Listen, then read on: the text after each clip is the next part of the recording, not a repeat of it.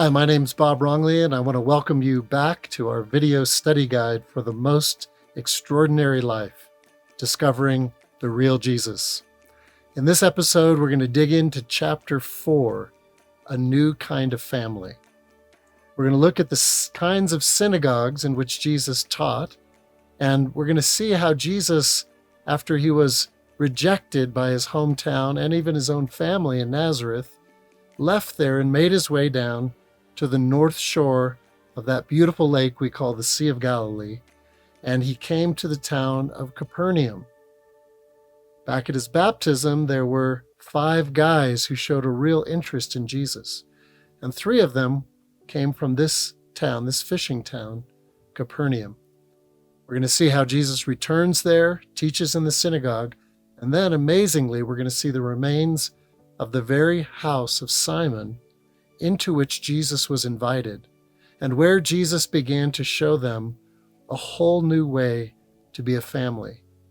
Not just a nuclear family, not just a biological family, but an extended spiritual family that was doing the will of God, carrying out the mission of God, a family on mission.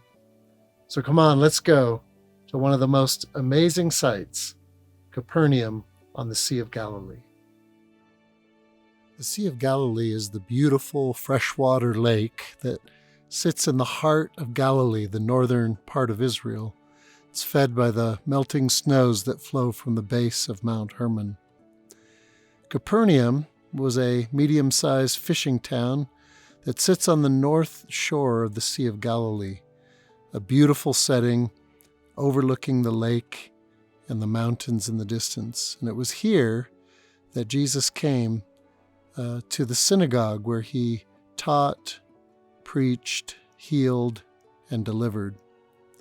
When we come to the site of Capernaum today, we can see that it's been extensively excavated. The black basalt extended family homes and the beautiful white limestone synagogue, which was built around 300 AD, but it sits directly on the black basalt foundations and lower walls of the first century synagogue in which Jesus taught. As we enter into the synagogue, we see the classic style of a U-shaped row of columns holding up a higher ceiling in the middle to let light into the middle.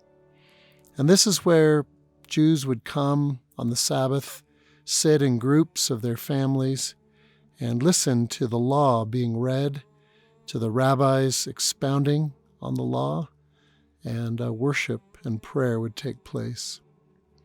Now, it's just across from the synagogue, on the other side of this block of housing, that we see this modern church built over the house of Simon and Andrew.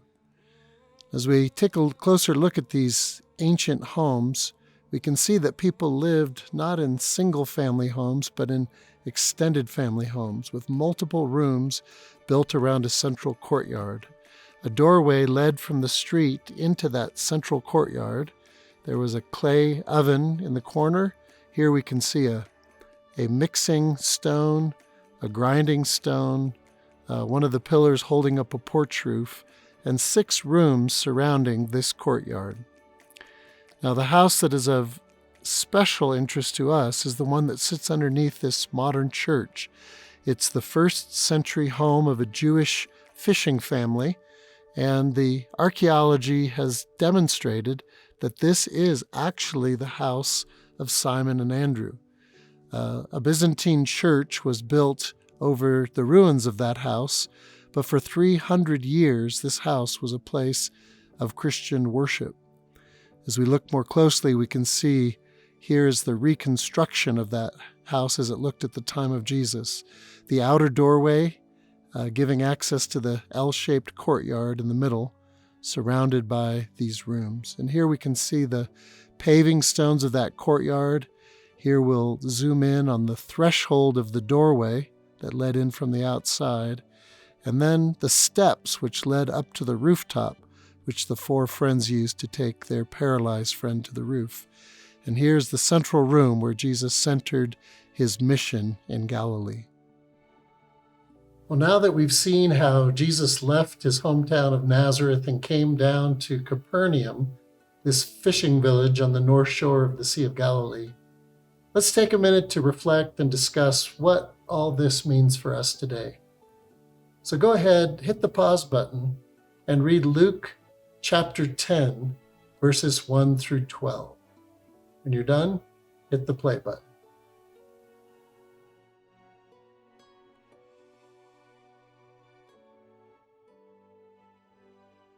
In this passage, Jesus is training the disciples how they are to go out and to offer their peace in order to find people of peace, and then to invest in those relationships. In what ways has Jesus already been modeling this principle for the disciples when he leaves Nazareth and he goes down to Capernaum, to the home of Simon and Andrew? Hit the pause button, talk about it, then hit the play button.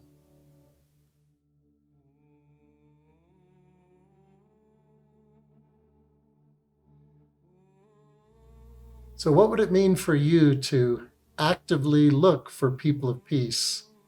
And when you find them, to invest in those relationships. Hit the pause button, talk about it, then hit the play button.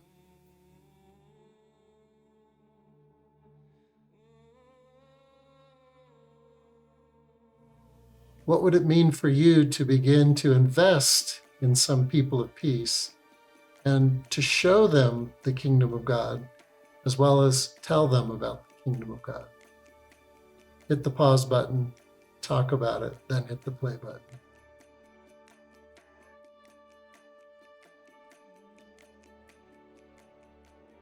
Well, go ahead and hit that pause button again and read Mark chapter 3, verses 31 to 35. When you're done, hit the play button.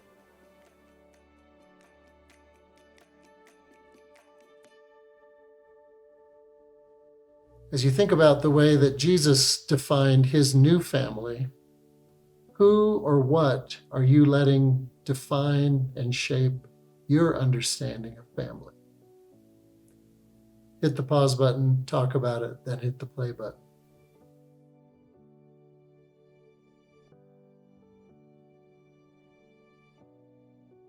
What would it look like if you let Jesus shape your family, both your natural family and your spiritual family?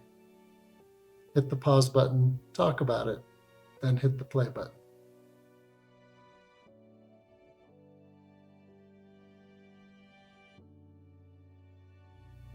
How could you live as a more Jesus-shaped family on mission by following the example of Jesus?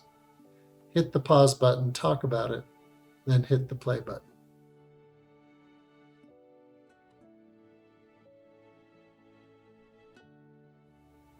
Finally, hit the pause button again.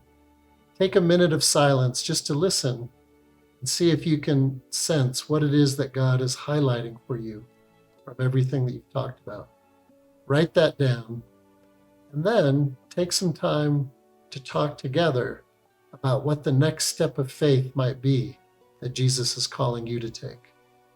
Be sure you close your time together in prayer.